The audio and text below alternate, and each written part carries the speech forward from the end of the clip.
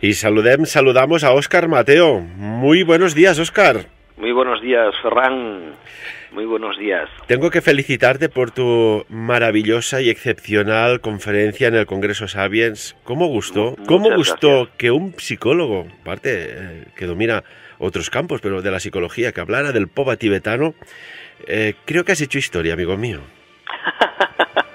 Nada, pues...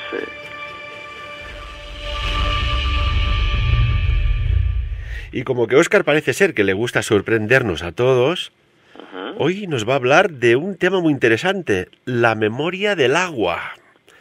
Vaya con el agua, este líquido que dicen que es tan bueno para la salud y que resulta que tiene secretos ocultos que se están investigando, algunos desde hace tiempo y otros ya de pleno en nuestros días, ¿verdad, Óscar? Así es.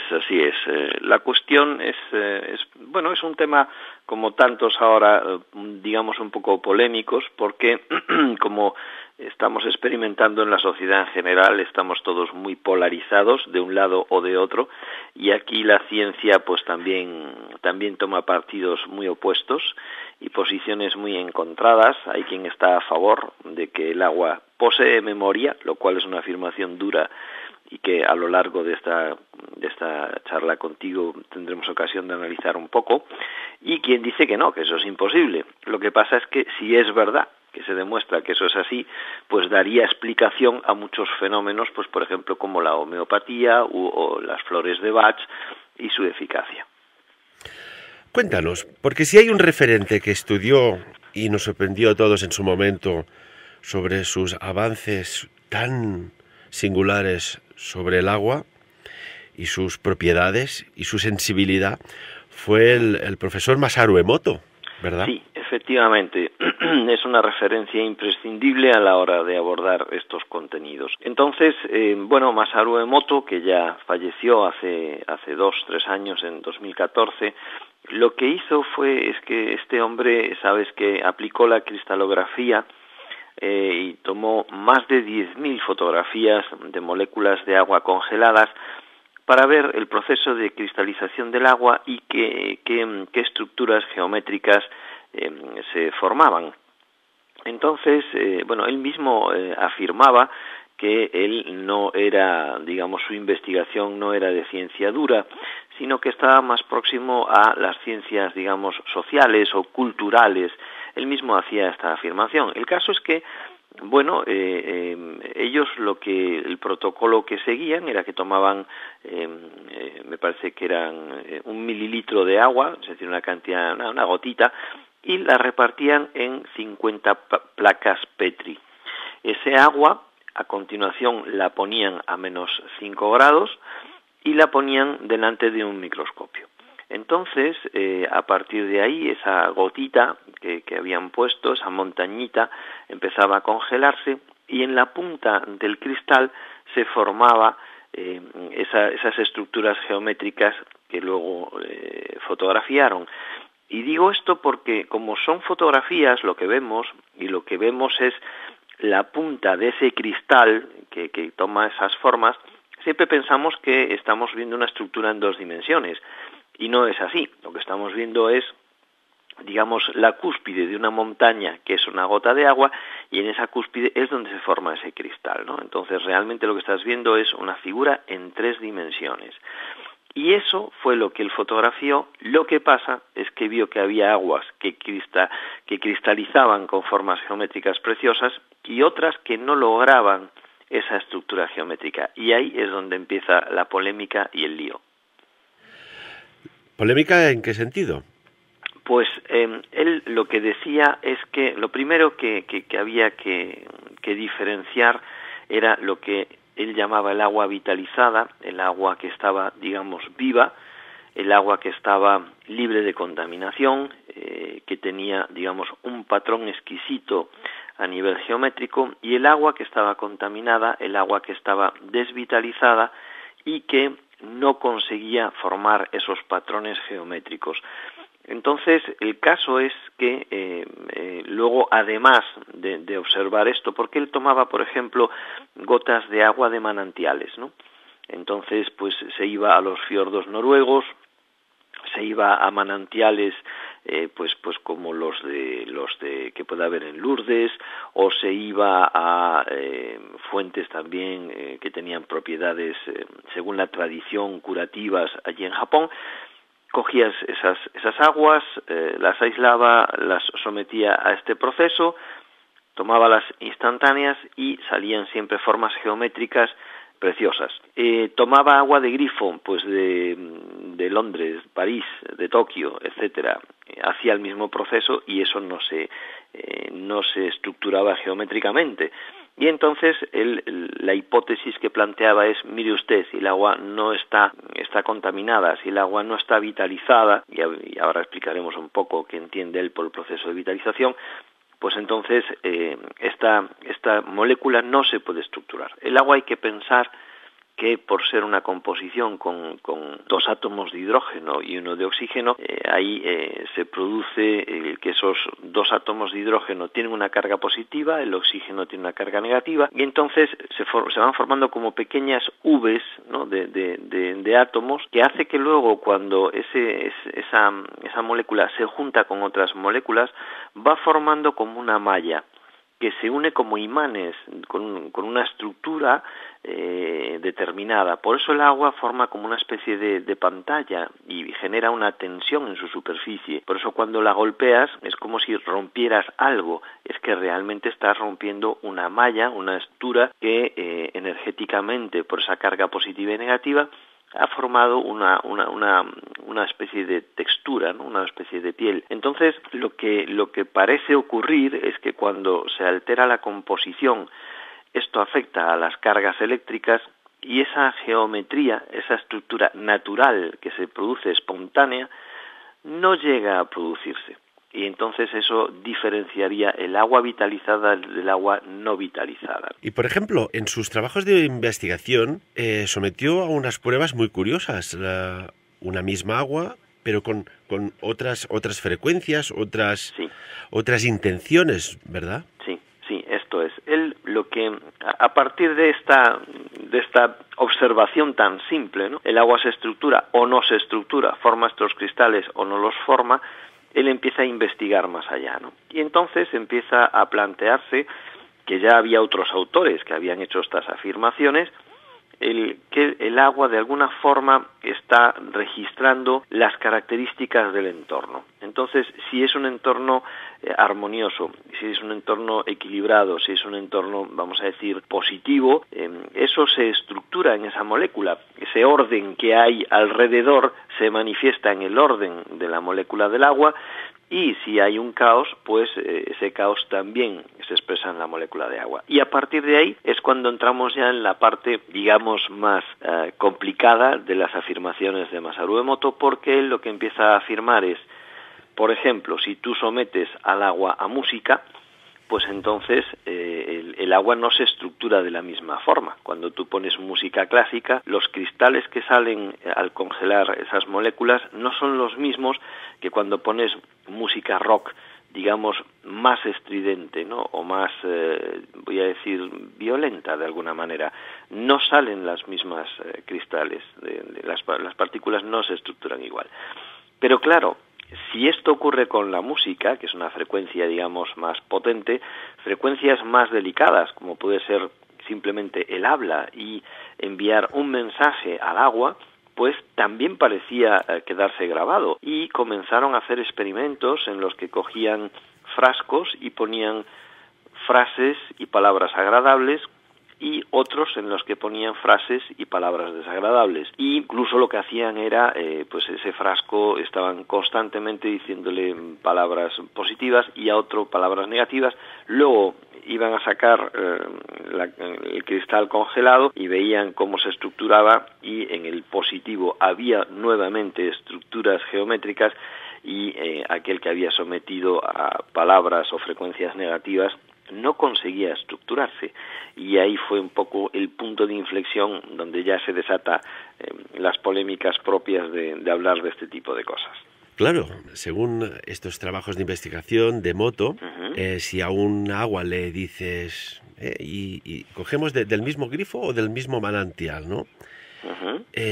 Princesa, qué bella eres, qué dulzura, cómo gracias a ti nos hidratas al mundo, a la sociedad, alimentas las plantas y a otra le dices pues los adjetivos más destructivos que se te vengan a la cabeza, como no quiero ni mencionarlos porque no forman parte de mi léxico, o al menos lo intento. Claro, la que le has dicho todo lo bonito que se puede decir, cristaliza, cuando haces la congelación, en estructuras armónicas perfectas. Y la otra, en estructuras completamente amorfas. Eso es. Exactamente es así. Así. Recuerdo que Masaru Emoto decía más o menos que el agua es el espejo que tiene la habilidad de mostrarnos lo que no podemos ver. Es un modelo de nuestra realidad que podemos cambiar con un solo pensamiento positivo. Y añadía, solo se necesita fe y estar abierto. O sea que el agua, de alguna manera, Óscar, y tú por tu experiencia dentro del campo de la psicología, el agua puede ser alterada por la mente, por los pensamientos que emitimos. Claro, es que realmente el que hoy estemos dedicando tu espacio a este contenido, un poco los tiros van por aquí, ¿no? Yo luego quiero ir planteándote un poco ya temas más avanzados, pero que también la ciencia dura está trabajando con ellos, como es la conciencia global. Porque, claro, si nosotros ahora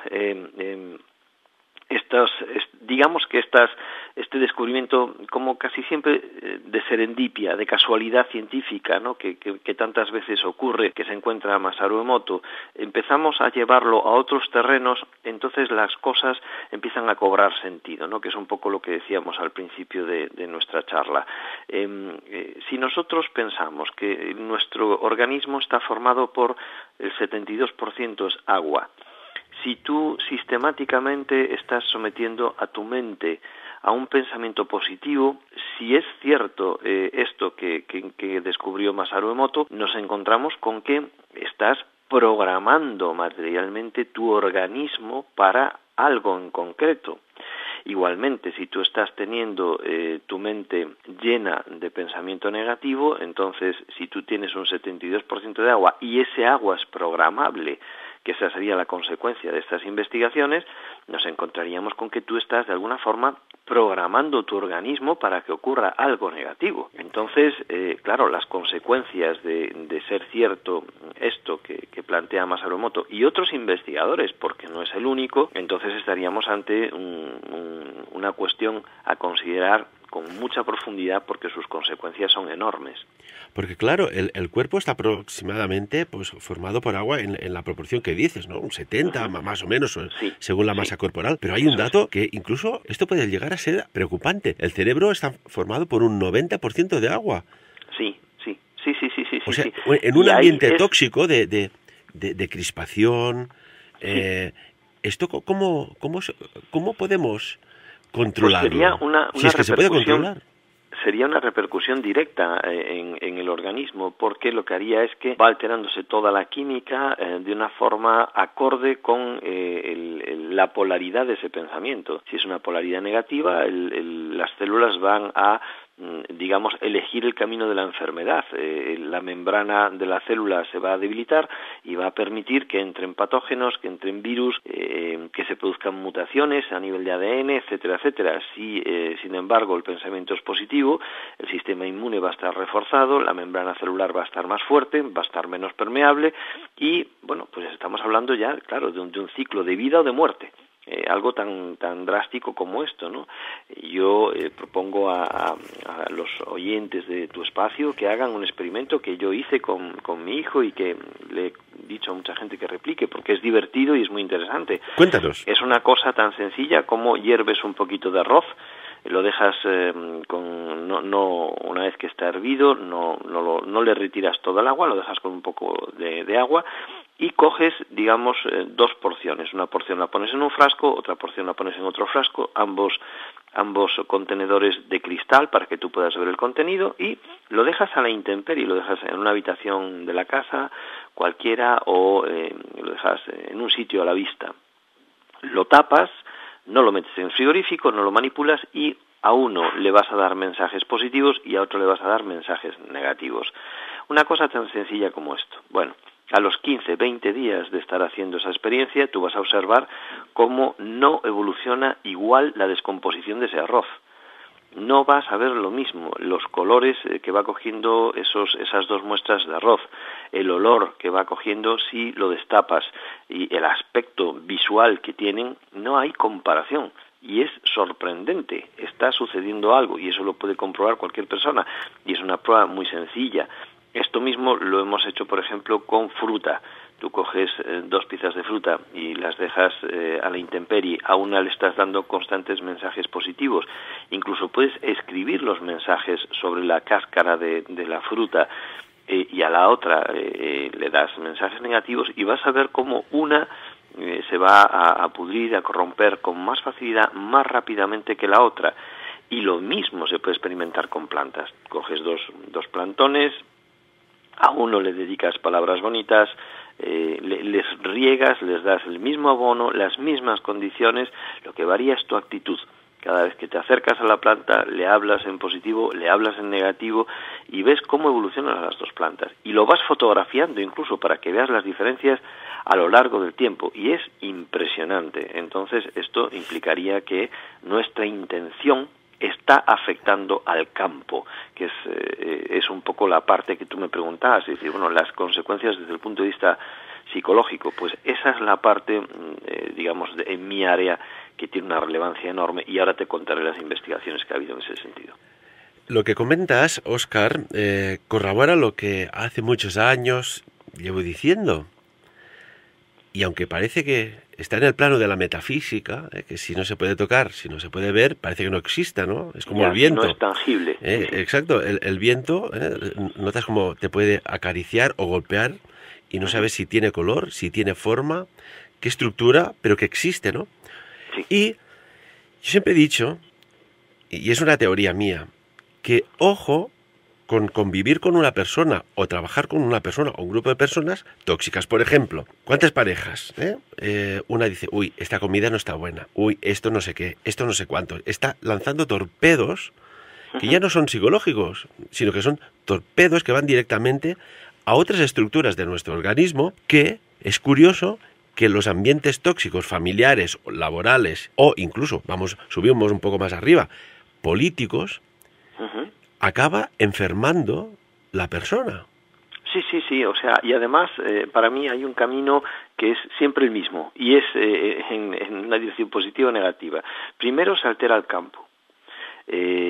Cuando hablo de campo, hablo de un campo energético, hablo de un campo que, como tú muy bien dices, a lo mejor no es tangible, pero que está ahí, y ahora vamos a ver ejemplos donde eso se demuestra objetivamente que está afectando a otra realidad.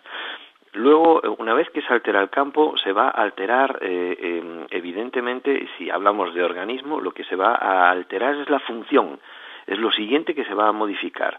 Y si seguimos en un patrón negativo, lo siguiente que se va a alterar ya es a nivel de tejido. Y ya hablamos ya de la estructura, hablamos de las células, hablamos ya de la naturaleza misma y la esencia de ese órgano. Entonces, indudablemente, aquí lo que estamos encontrando es la forma en la que enlaza ese campo intangible con el campo, con la parte material, con la densidad, que están comunicados, y es un poco la batalla del descubrimiento muy relevante que se tiene que dar en las próximas décadas a nivel humano.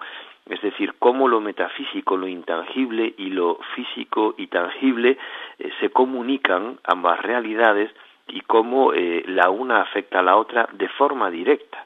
Y a la inversa, si tú la materia la empiezas a tratar de forma positiva y a cuidarla, eso se convierte en un campo de información. No podemos olvidarnos de que somos energía y esa energía contiene información, es una energía ordenada.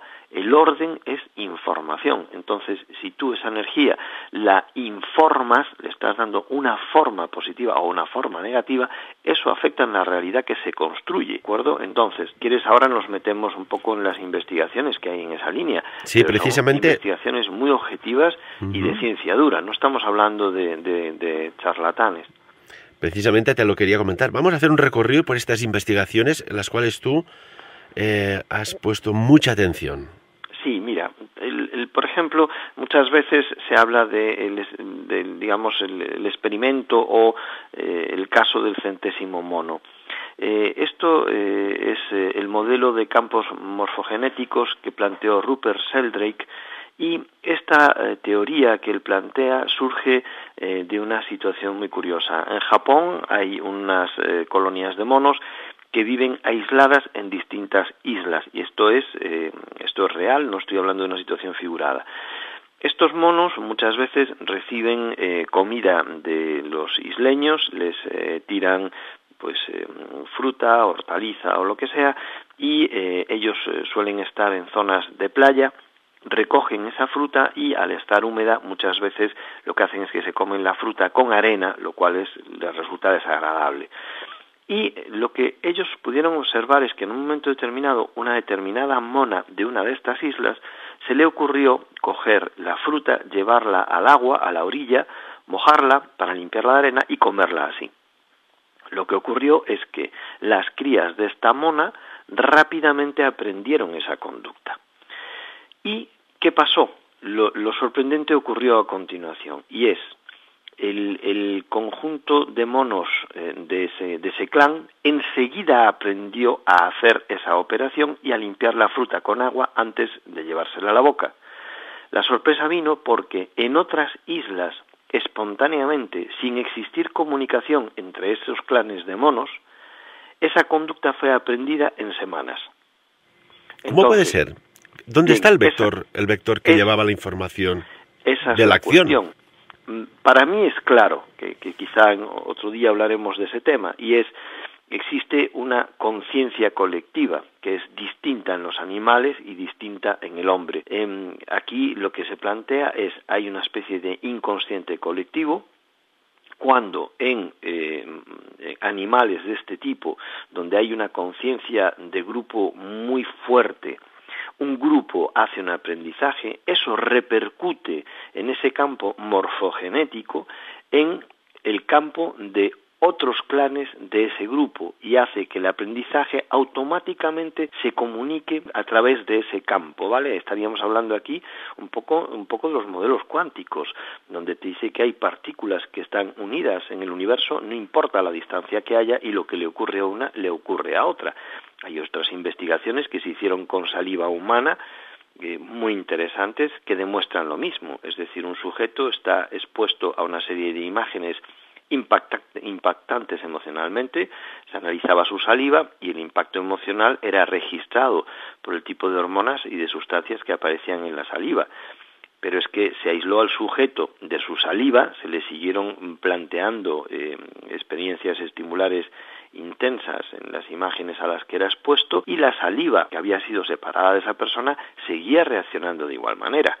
Entonces estamos hablando de que hay un entrelazamiento, y ese entrelazamiento es a través de un campo que todavía no entendemos cómo funciona, pero que está ahí. Este campo, por ejemplo, y esto que nos explicas, Óscar, es una maravilla, porque está quizá dando un poco de geometría, de forma, a lo que llamamos la sanación a distancia, ¿no? Afectaría en eso. Hay un investigador canadiense, en concreto el trabajo de Bernard Gratt, que este hombre también fallecía en 2010, donde estuvo trabajando para entender si realmente estos sanadores que ponen las manos y todo esto realmente son eficaces o no.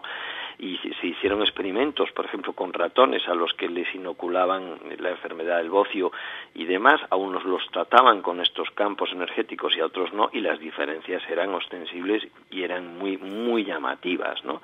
O sea que quiero decir que si es verdad todo esto, y si es verdad que encontramos cómo ese campo afecta a la materia, pues automáticamente se explicaría el porqué, pues de lo mencionábamos antes, la homeopatía o el efecto de las flores de Bach o tantas cosas como el Reiki, etcétera, que siempre hay las dudas y la discusión si funcionan o dejan de funcionar. Que yo sí creo que efectivamente hay algo ahí, porque lo que está claro es que ese campo existe.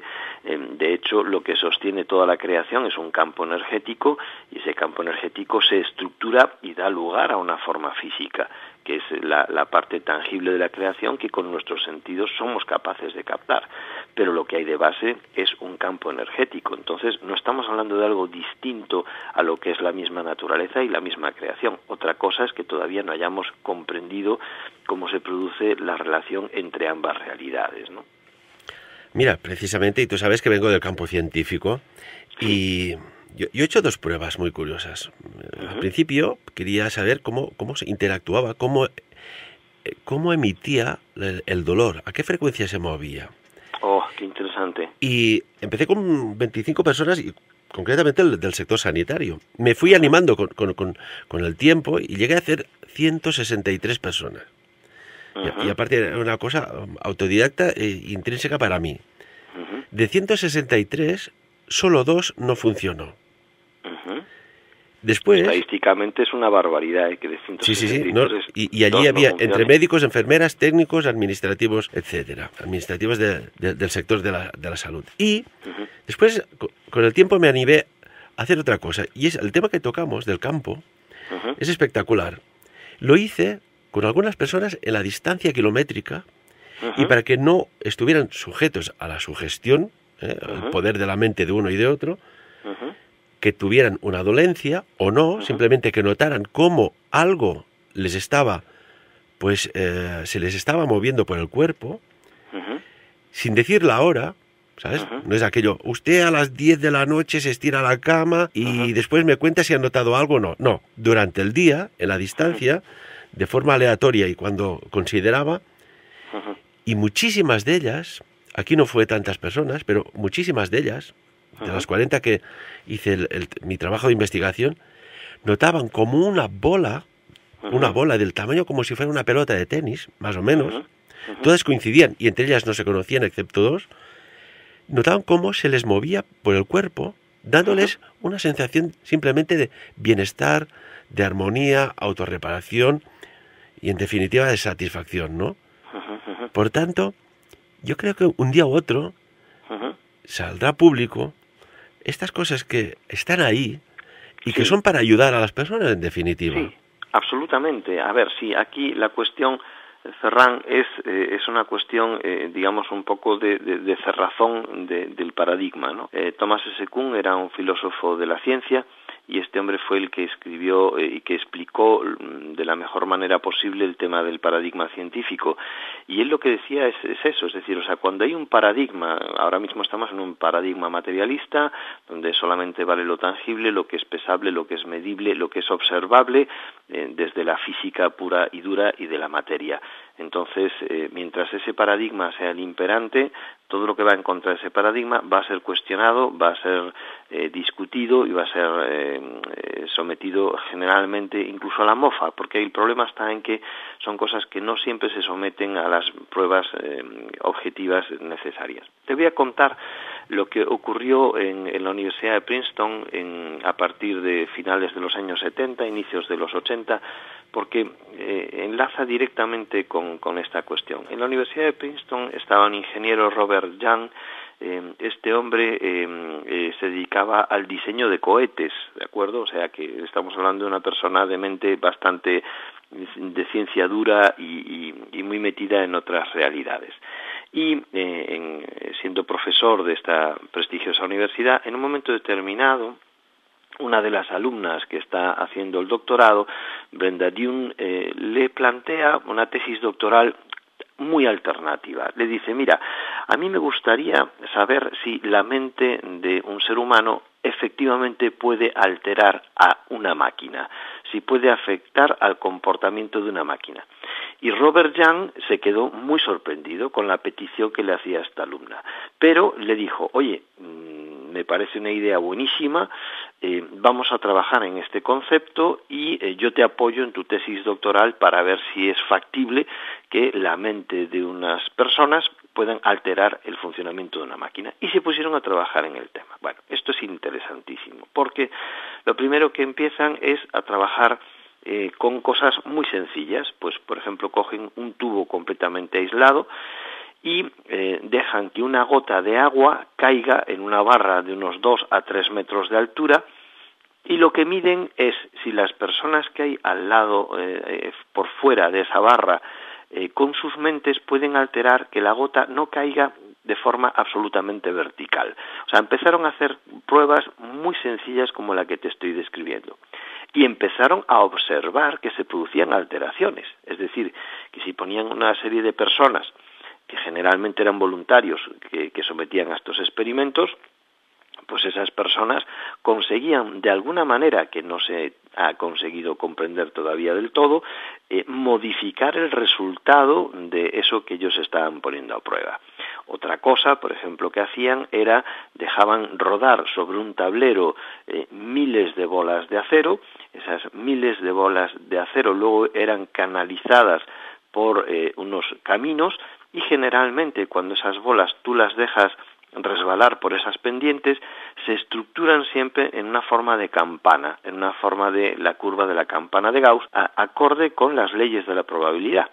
Y lo que observaban es que cuando ponían a sujetos y les decían, quiero que con tu mente alteres la forma en que ruedan esas canicas, de manera que no se cumpla ese amontonamiento de bolas, sino que el reparto sea distinto, y se empezaban a producir alteraciones. Bueno, toda esta investigación se ha seguido desarrollando, y en un momento determinado otro ingeniero, Roger Nelson, entra a formar parte de este proyecto, que este proyecto empieza a tomar tal fuerza que lo llaman el Princeton Engineering Anomalies Research, es decir, un laboratorio que se dedica a analizar las anomalías, ¿no? Y este segundo ingeniero, Nilsson, lo que plantea es, oye, ¿por qué no hacéis una cosa más moderna? Estáis todavía en el campo analógico, estamos pensando años 80, ya años 90, y les dice, oye, vamos a hacer esto mismo, pero ya en digital. Es decir, ¿para qué emplear aparatos mecánicos? Vamos a emplear ordenadores que sean capaces de simular lanzamientos de monedas, ¿no? Imagínate que una moneda tú la lanzas 100 veces y van a aparecer estadísticamente 50 caras y 50 cruces, por una ley de pura estadística y de azar. Y él lo que plantea es, oye, vamos a hacerlo con ordenadores, vamos a poner a sujetos y les vamos a pedir que alteren el ordenador, de manera que en vez de salir unos y ceros al azar y al 50% de probabilidad, como tiene que ocurrir, que modifiquen el resultado y que salgan más unos o más ceros. Y eso fue lo que empezó a pasar. Los sujetos eran capaces de alterar el resultado estadístico y alteraban las leyes de la probabilidad. Verás lo que viene ahora, porque es muy duro. ¿Qué se les ocurre hacer? Pues empiezan a colocar ordenadores enormes lanzando estos números al azar. Empezaron haciéndolo en Estados Unidos. ¿Y cuál fue la sorpresa? Cuando se encuentran que si ocurrían sucesos excepcionales a la sociedad, esos ordenadores se alteraban. Es decir, cuando ocurría una pequeña catástrofe, se accidentaba algo, había un incendio, de repente esos ordenadores, no afectados evidentemente por la catástrofe, se producía una alteración en esos resultados estadísticos. Y esto les llevó a decir, ostras, ¿será posible que cuando el conjunto de la sociedad se le altera la conciencia, esa alteración de la conciencia afecte a las leyes de la probabilidad? Bueno, te tengo que decir que ahora mismo hay más de 140 de estos ordenadores repartidos por todo el mundo. Para que te hagas una idea, en Madrid hay uno, en Sevilla, en Lisboa, en Oporto, en Toulouse, bueno, hay un montón de localizaciones en el mundo en donde ahora mismo, con esta Universidad de Princeton, están enlazados estos ordenadores que lo único que se dedican es a, digamos, generar números al azar. Hacen aproximadamente generan unos 2.000 números al azar por segundo, y lo que están haciendo es como monitorizar las leyes de la probabilidad a lo largo de toda la geografía de la Tierra. ¿Qué es lo que se han encontrado? Pues lo que se han encontrado es impresionante, porque se encontraron cosas como que cuando fueron los atentados de las Torres Gemelas, unas 4 horas antes de producirse los atentados, los ordenadores empezaron a alterar la probabilidad. Durante los atentados se alteró la probabilidad de una forma extraordinaria. Yo tengo las curvas. Si pudiéramos ver las imágenes de los estudios te quedarías asombrado. Las desviaciones estadísticas que se producían. Y hasta pasado un día y medio o casi 2 días después de los atentados, las curvas de probabilidad no se estabilizaban. Pero es que se encontraron que esto ocurría con el terremoto de Japón, con el tsunami que hubo en Indonesia, y así sucesivamente. Entonces, lo que han podido observar es, cada vez que la conciencia global del ser humano se altera emocionalmente, o en positivo como en negativo, esto afecta al campo y las leyes de la probabilidad se alteran. Es la primera vez que podemos hacer una medición de algo semejante. Ahora iremos, si quieres, afinando. Sí, hombre, a mí hay algo que siempre me ha impactado, ¿no? Cuando estaban todos los pasajeros, la tripulación a punto de zarpar el prestigioso transatlántico, el Titanic, algunas personas, incluso el propietario de la misma compañía naviera, no se sabe muy bien por qué, incluso abortaron el viaje. Sí, y con las maletas arriba. Algo les generó un pensamiento extraño que decidieron, con el billete pagado, bajarse. O, por ejemplo, incluso antes del atentado de las Torres Gemelas, un colectivo muy concreto, aquel día, o sea, el día antes, decidió no ir a trabajar al día siguiente. Sí. Y estoy convencido que no sabían nada de la desgracia que iba a ocurrir. Pero ese campo se altera por alguna razón que no entendemos. Lo que ahora sabemos con estas investigaciones tan curiosas de la Universidad de Princeton es hemos sido capaces de detectar que el campo se altera y de medir esa alteración. Y lo hacemos a través de las leyes de la matemática y de la probabilidad, porque el azar es alterado, ¿no? Alguien podría decir, bueno, no, pero es que resulta que ese día hay más electricidad en el ambiente por cuestiones climáticas y entonces, mire usted, el ordenador se altera por eso. Bueno, pues eso también se midió y se ha observado que el que se produzcan estos fenómenos de alteración matemática, coincidiendo con esos sucesos, teniendo en cuenta que ya se han registrado más de 500 sucesos a lo largo de estos años, sería una probabilidad igual a 1 entre 1 billón. Es decir, estamos hablando de algo imposible. Entonces, fíjate, para que te hagas una idea, cosas que se han observado, pues aparte de estos grandes desgracias, incluso el atentado que hubo en Madrid del 11M, o el fallecimiento de Lady Di alteró los ordenadores, o por ejemplo cuando el Papa es elegido se observa una alteración en los ordenadores. Pero fíjate qué cosa tan curiosa, 10 minutos antes del fin de año y hasta 10 minutos después del fin de año también se alteran los ordenadores. Es decir, no solamente es una alteración en negativo, sino también lo es en positivo, ¿no? Entonces, claro, aquí de lo que estamos hablando es de algo impresionante. Es decir, el estado emocional de la humanidad afecta al campo y ese campo altera aspectos tan cruciales como la probabilidad. Entonces, esto implicaría cosas tremendas. Es decir, si hubiera 100.000 humanos que pusieran su intención positiva como negativa en algo, están alterando la realidad y están alterando la probabilidad de que un suceso se dé como que no se dé. Estamos ante una ventana tremenda de posibilidad que se está abriendo con estas investigaciones que están objetivando sucesos que son de una relevancia enorme. De hecho, dentro de los estadios evolutivos de cada persona, y concretamente ya nos centramos en la consciencia, hay personas muy elevadas en su consciencia, en su espiritualidad, que por ejemplo no los verás jamás en un evento deportivo, por ejemplo un partido de fútbol, en el cual allí hay unas corrientes energéticas que, insultando al árbitro, al equipo contrario, y cuando pierde su equipo, insultan a su propio equipo. Sí. A ver, ahí lo que ocurre en un estadio de fútbol, lamentablemente, es una especie de guerra controlada. de alguna manera, porque se produce un enfrentamiento, un choque, y se emplean esos términos entre dos equipos que son rivales, es decir, o sea, toda la terminología que se emplea es una terminología agresiva. Pero más asombroso es todavía que yo creo que muy poca gente sabe que en el idioma acadio el término gol significa agresión. Entonces, cuando están gritando gol, realmente están gritando agresión.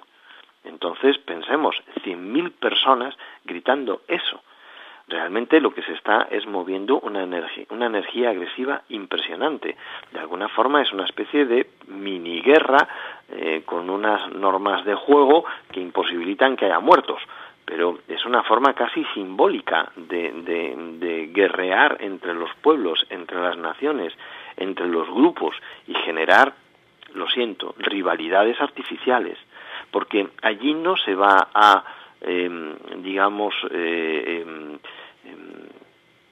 no se va a disfrutar de un juego, no se va a asombrarse y a maravillarse de la capacidad de un ser humano para manejar una pelota y colocarla donde quiere, que eso es lo que habría que, celebrar, aplaudir y vitorear. No. Cuando lo hace bien el de mi equipo, yo victoreo, aplaudo y disfruto, pero cuando lo hace el del equipo contrario, no. Entonces, lo que estamos haciendo es, en esas situaciones, polarizar a la gente, lo cual, pues, estamos viendo ahora las consecuencias políticas de polarizar a un pueblo. Y, yo creo que ya está bien de guerras, ya está bien de enfrentamientos, que tendríamos que estar entrando en otra dinámica. Y mira, todavía a las alturas cómo nos encontramos, ¿no? Bueno, la física cuántica ya lo determina, ¿no? Más o menos lo que estamos comentando y lo que estás aportando tú excelentemente, Óscar, que evites juntarte con gente negativa porque siempre tienen un problema para cada solución. Absolutamente, y lo que van a hacer es añadir más problema, más agresividad y más negatividad en el fondo, porque están vibrando en una frecuencia, no constructiva. Y a partir de ahí, lo que estamos viendo con estas investigaciones y estos descubrimientos es que eso se contagia, eso carga el campo en ese sentido y eso genera luego unas consecuencias. Ahora estamos hablando, sí, Óscar, ahora estamos hablando desde el campo científico in vivo, ¿no? Sí. Pero in vitro, ¿se han llegado a experimentar todo esto que estamos hablando, por ejemplo, pues en laboratorios con ratas, por ejemplo? Sí, mira, por ejemplo, ha habido estudios... Digo ratas porque es lo que más se utiliza en el campo de la ciencia. Es un animal que se emplea mucho para los estudios con animales. Se han hecho muchos experimentos de este tipo, O sea, por ejemplo, se han hecho cosas con el agua, como estamos hablando de esa capacidad del agua como elemento que es casi como una especie de disco duro que se puede cargar con un campo energético. Lo que se hizo fue el observar que de alguna manera grababan información en el agua. Unos experimentos de un biólogo francés, Benveniste, y este hombre lo que hizo fue que grababan las características del curare en agua destilada. Inyectaban ese agua destilada en ratas y a las pocas horas esas ratas morían dando los mismos síntomas igual que si hubieran sido envenenadas con el veneno del curare. A ver, cuéntanoslo. Entonces, o sea, el curare propiamente, ¿no? Este tóxico que se utilizaba, ¿no? en las flechas de los jíbaros, eso es, en las tribus de América del Sur. Eso es, y lo que produce... Sin estar inoculado en el agua, o estando. No, es decir, simplemente lo que hacían, parece ser que lo hacen, no sé exactamente cuál era el procedimiento, el caso es que lo que hacían era agua destilada, que no había entrado en contacto físico en ningún momento con el veneno, transferían mediante campos electromagnéticos, el campo electromagnético del curare, lo transferían al agua destilada. Ese agua destilada, una vez que era inyectada en las ratas, las ratas a las pocas horas fallecían dando los mismos síntomas que si hubieran sido inyectadas con la sustancia, con el curare, que en concreto lo que hace es una vasoconstricción masiva, y entonces pues se queda sin circulación el bicho, se produce un paro cardíaco y se muere. Entonces, esto son algunos de los experimentos que hicieron, lo hicieron incluso con sustancias menos agresivas, es decir, sustancias que son irritantes, grababan la información en el agua, a la piel del animal le daban ese agua que había sido grabada con esa información y la piel se irritaba.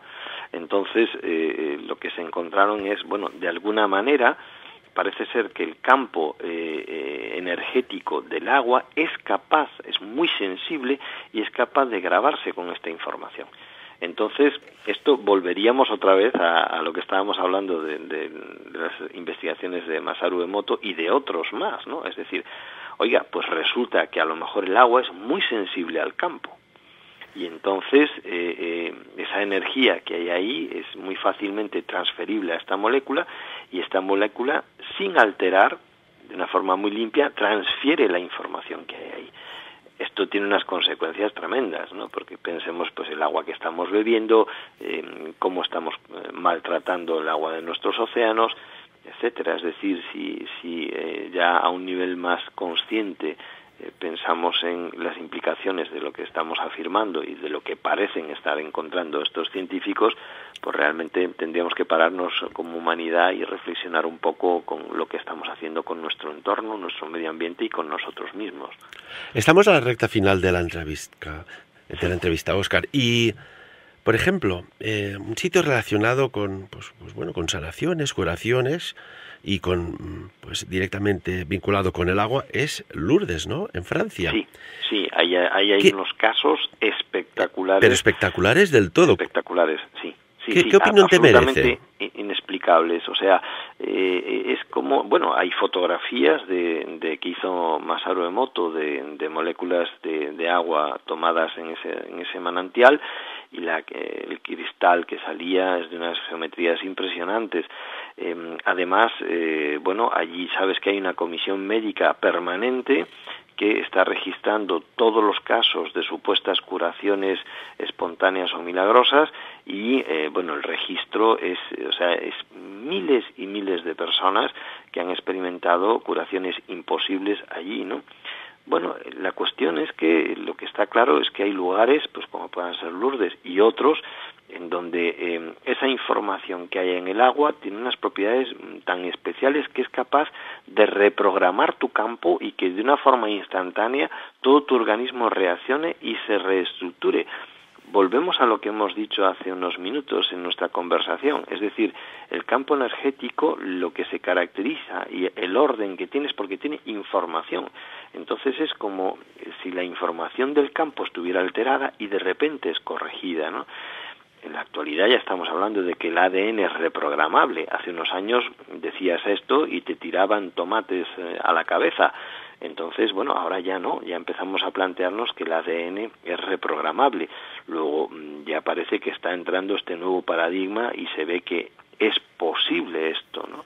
Entonces abren unos campos impresionantes. Ahora mismo hay unos trabajos también en científicos rusos que están trabajando con los campos energéticos del aura, y los resultados que están obteniendo es impresionante, y están trabajando directamente en eso. Es decir, yo corrijo el campo, corrijo la información energética y automáticamente hay una respuesta física acorde con eso que yo estoy corrigiendo. Qué maravilla saber, descubrir, escuchar. Ya nos diseñaron así, ¿no? 2 orejas, 2 ojos y una boca para escuchar, ver más de lo que hablamos. Sí. Y con Óscar siempre es un placer escuchar tus trabajos, tu capacidad de divulgación. Ya con el Powa tibetano nos sorprendiste a muchísimas personas de cómo se puede, pues, acceder a una información que ahí está y que la expliques de forma tan clara, ¿no? Que estás en otros campos de investigación, como por ejemplo, hablábamos de la evolución de la conciencia, del mapa evolutivo de la conciencia. Haznos un flash, Óscar. Pues mira, ahora mismo un poco lo que yo estoy trabajando, la dirección de mi trabajo, de mi investigación, de mi interés, se centra en la conciencia. Estoy convencido de que comprender la naturaleza de esa cosa que llamamos conciencia es comprender la esencia de lo que es el ser humano. Entonces, a mí ahora mismo es la única cuestión que más me interesa comprender, es comprender los estados de la conciencia. Cuando yo me metí a investigar el POWA lo hice por eso. Llevo desde el año 93 con temas de meditación y demás, y lo que busco es explorar mis propios estados modificados de la conciencia. No me gusta hablar de alterados porque la conciencia no se altera, lo que hace es que se modifica o se modula, pero nunca se altera. Y ahora mismo lo que yo estoy es observando que la conciencia es como si entrara y saliera de este plano, siguiendo determinados patrones, con una finalidad siempre de aprender y de evolucionar, y eso nos llevaría a comprender muy bien cómo la realidad y toda la sociedad, todos los seres humanos y los animales y las plantas y los minerales y demás se estructuran conforme a esa conciencia. Es decir, la conciencia estaría presente absolutamente en toda la realidad, y esa realidad estaría dividida como en dimensiones, como en escalas de la conciencia. Eso nos lleva a poder diseñar, crear un mapa evolutivo de la conciencia que nos permite ordenar todo en dimensiones. Ahora está muy de moda hablar de la humanidad está en 3D y tiene que pasar a 4D. Vale, está muy bien decir eso, pero ¿qué significa? Y yo es en lo que estoy trabajando ahora, estoy recopilando. ¿Y qué significa? Muchísima. Pues significa cosas, por ejemplo, que una humanidad en 3D significa que ha conseguido que la conciencia sea individual, ¿de acuerdo? Es decir, ha conseguido que la conciencia se separe y sea un individuo, porque una conciencia en 2D es la conciencia propia de un animal y que se mueve en manadas, en cardúmenes, en clanes, y ahí la conciencia es una conciencia compartida, es lo que hablamos antes, es decir, hay un campo de conciencia compartida, y eso hace que la manada se mueva como un solo individuo. Luego la conciencia ahí está dividida en muchos elementos, pero esos elementos no se consideran separados del resto, sino que forman un todo, por eso actúan en manada. El nivel 3 de conciencia es un nivel en el que el individuo ha logrado separarse.